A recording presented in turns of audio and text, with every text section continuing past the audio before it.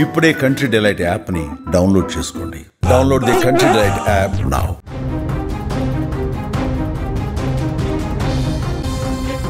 ఓ తండ్రి కలలు కళ్ళ ముందే కూలిపోతే ఎలా ఉంటుంది? తాండూరుకు చెందిన ఆ తండ్రి పరిస్థితి ఇప్పుడు సరిగ్గా అలాగే ఉంది. 15 రోజుల కిందట ఆ ఇల్లు పెళ్లి సందడితో సంతోషంతో నిండిపోయింది. గత నెల 15వ తేదీన పెద్ద కుమార్తెకు పెళ్లి చేసి జీవితంలో ఒక పెద్ద బాధ్యతను పూర్తి చేసుకున్నానని ఆనందపడ్డాడు ఆ తండ్రి. పెళ్లి కళ ఇంకా పూర్తిగా చెరిగిపోనే లేదు. సందడిగానే ఉంది ఆ వాతావరణం. నలుగురు పిల్లలను కన్న ఆ తల్లిదండ్రులు వారితో ఎంతో సంతోషంగా ఉన్నారు. ఇంతలోనే ఒక్క ప్రమాదం ఆ ఇంటిని 3 ఆశా కిరణాలను అమాంతం ఆర్పేసింది. రంగారెడ్డి జిల్లా చేవెళ్ల మండలంలో జరిగిన ఘోర బస్సు ప్రమాదంలో 3 అక్కా చెల్లెలు చనిపోయారు. సోమవారం ఉదయమే ఆ తండ్రి 3ని బస్సెక్కించి హైదరాబాద్ పంపుతూ బాయి చెప్పాడు. ఇంతలోనే దారుణం జరిగిపోయింది. కాలేజీకి వెళ్ళడానికి ఆర్టీసీ బస్ ఎక్కిన వారి ప్రయాణం శాశ్వతంగా తిరిగి రాని లోకాల వైపు వెళ్ళింది. ఆ 3 అక్కా చెల్లెలు ఇప్పుడు శాశ్వత నిద్రలోకి సాగిపోయారు. నిజంగా ఈ ప్రమాదాన్ని, ఆ 3 అక్కా చెల్లెల పరిస్థితిని గుర్తు చేసుకుంటే గుండె చెరువవుతుంది. మీకు అందరికీ తెలుసు ఆ 3 అక్కా చెల్లెల పేర్లు. నందిని డిగ్రీ ఫస్ట్ ఇయర్ చదువుతోంది, అట్లాగే సాయి ప్రియ డిగ్రీ థర్డ్ ఇయర్ చదువుతోంది, తనుజ బీటెక్ చదువుతుంది. నందిని సాయి ప్రియ మన కోటి ఉమెన్స్ హాస్టల్లో ఉంటున్నారు. ఎంతో బాగా చాలా నాన్న మాటల్లో వింటుంటే బాధ అనిపించింది. ఎందుకంటే చదువుల్లో నెంబర్ 1 సార్ నా కూతుళ్ళు, చదువుల్లో అద్భుతంగా ముందుకు సాగుతున్నారు. మొన్నే నా పెద్ద కూతురు పెళ్లి చేశాను.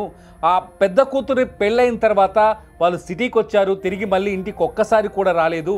వాళ్ళని చూడ్డానికి, అంటే 3 బిడ్డలను చూడ్డానికి ప్రేమతో వాళ్ళమ్మ వద్దన్నా కూడా, చదువు పాడవుతుందని ఆ పిల్లలు వద్దన్నా కూడా వాళ్ళమ్మ ప్రేమతో వాళ్ళని ఇంటికి పిలిపించుకుంది.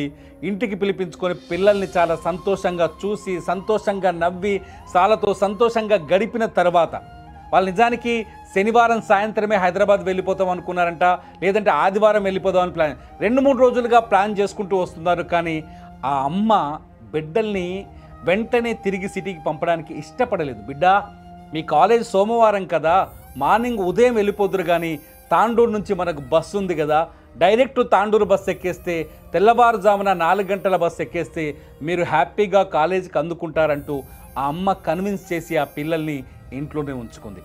ఆ 3 పిల్లలు పాపం అమ్మతో ఉన్నారు, అమ్మ చెప్పిన మాట విన్నారు. 3 నిజంగా ఆ ఫోటో చూడండి, బంగారు తల్లుల్లా ఉన్నారు. ఆ ఇంటికి లక్ష్మీదేవుల్లా ఉన్నారు. పెళ్లిలో తీసుకున్న ఫోటోలు ఇవన్నీ, ఆ ఫోటోలు మాకు ఇప్పుడు దొరికాయి, అవి మీకు చూపిస్తున్నాం. ఈ 3 బంగారు తల్లులు ఇప్పుడు ఈ లోకంలో లేకుండా శాశ్వతంగా ఈ లోకాన్ని వదిలేసి వెళ్ళిపోయారు. బంగారు భవిష్యత్తు ఉన్న వాళ్ళు, కోటి విమెన్స్ కాలేజీలో డిగ్రీ చదువుతున్న 2 అక్కా చెల్లెలు కావచ్చు. తనూజ బీటెక్ చదివింది, ఎంబీఏ చదవాలని ఆశపడింది.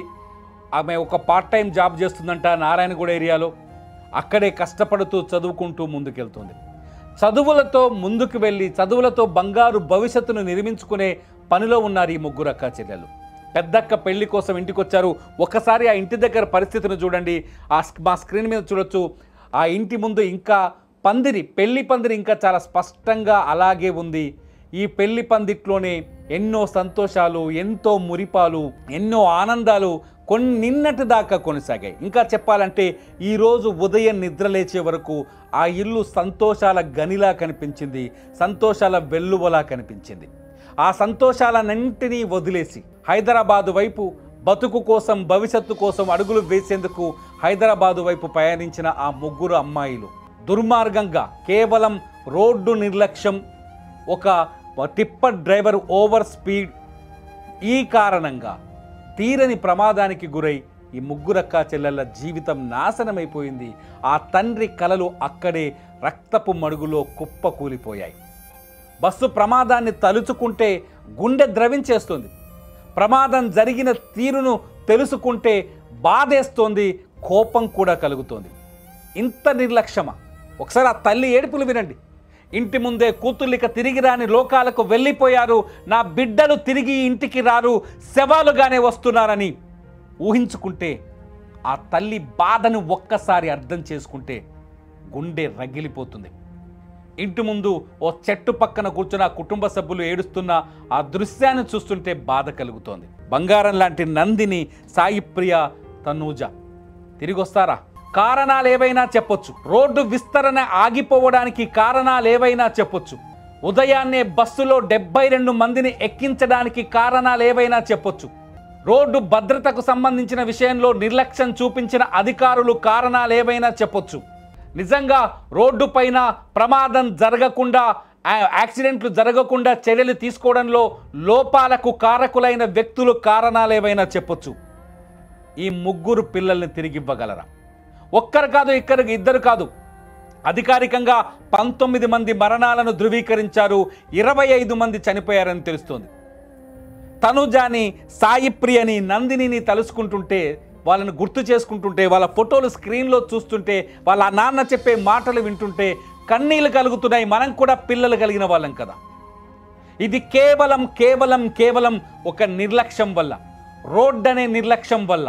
అట్లాగే ఆ టిప్పర్ డ్రైవర్ ఎవరో 25 టన్నుల ఓవర్లోడ్, అట్లాగే ఓవర్ స్పీడ్తో వచ్చిన టిప్పర్ డ్రైవర్ చనిపోయి ఉన్నాడు. ఆయన పాపం అతను కూడా చనిపోయాడు. కానీ అతని నిర్లక్ష్యం వల్ల, మిగతా వాళ్ళందరికీ అర్థం కావాలని చెప్తున్నాను, అతని నిర్లక్ష్యం వల్ల జరిగిన ఈ ప్రమాదానికి ఈ కుటుంబం ఏం తప్పు చేసింది? అత్యంత సేఫ్, అత్యంత భద్రత కలిగిన ఆర్టీసీలోనే ప్రయాణించింది కదా. మొన్న కర్నూలులో అంటే ప్రైవేట్ ట్రావెల్స్ బస్సు ఓవర్ స్పీడ్లో వెళ్ళారు, గుడ్డిగా వెళ్ళిపోయాడు, మనం ఒప్పుకుందాం.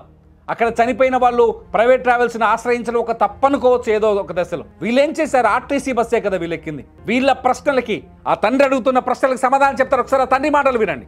ఒకసారి ఆ తండ్రి మాటలు మీరు వింటే మీకు అర్థమవుతుంది. ఒకసారి ఆ తండ్రి మాటలు వినిపించండి.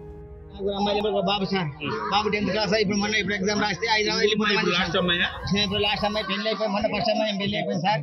మొన్న 17 పెళ్లి చేసాం. పోయింది, అందరు పోయింది. మళ్ళీ మా ఆమె పిలిపించింది, చదవకుండా పిలిపియకని చెప్పాను సార్. నేను పిలిపాకని చెప్తే పిలిపించి పొద్దుగా 5 గంటల బస్ ఎక్కించాను. ఎగ్జామ్స్ ఉన్నాయి, అందరూ కోటి మీద 2 ఉంటారు. అందులో సీట్ వచ్చింది, ఫ్రీ సీటు. మార్కుల్లో ఫస్ట్ సార్, ఇంకొక ఆమె బీటెక్ సార్, ఆమె నారాయణ కూడా ఉంటుంది సార్. హాస్టల్లో బీటెక్ లో. వాళ్ళ అమ్మ ఈ ముగ్గురు పిల్లల్ని ఆపకపోయినుంటే కనీసం బతికుండే వాళ్ళేమో. శనివారం రోజో ఆదివారం రోజో వాళ్ళని హైదరాబాద్ పంపించి ఉండినుంటే ఈ ముగ్గురు బతికుండే వాళ్ళేమో. పాపం మరణం వాళ్ళని పట్టుకొని వెంటాడిందేమో, విధి వాళ్ళని వెంటాడిందేమో. ఎంతో ప్రేమించే ఆ కన్న తల్లి ద్వారానే వీళ్ళకి ఆ మరణం వీళ్ళని వెంటాడి, వీళ్ళని ఆ కన్న తల్లి మూలంగానే ఆ మరణం వీళ్ళని తీసుకుపోవాలని ఆశించిందేమో. నిజంగా తలుచుకుంటే గుండె బరువెక్కుతోంది. దీనంతటికీ కారణమైన, ఒక రకంగా చెప్పాలంటే రాజకీయ కారణాలు ఉన్నాయి, రాజకీయ నాయకుల నిర్లక్ష్యాలు ఉన్నాయి, పాలకుల నిర్లక్ష్యాలు ఉన్నాయి. వీటన్నింటికీ కారణమైన వ్యక్తులని ఎలా శిక్షించాలి? ఏం చెబితే ఈ తల్లిదండ్రుల కన్నీరు ఆగిపోతుంది? మీ అభిప్రాయాన్ని వీడియో కింద టైప్ చేయండి. చూస్తూనే ఉండండి అప్డేట్స్ కోసం సుమన్ టీవీ. 15 రోజులు అయితే పెళ్ళి అంతే, ముగ్గురు చచ్చిపోయిందంట.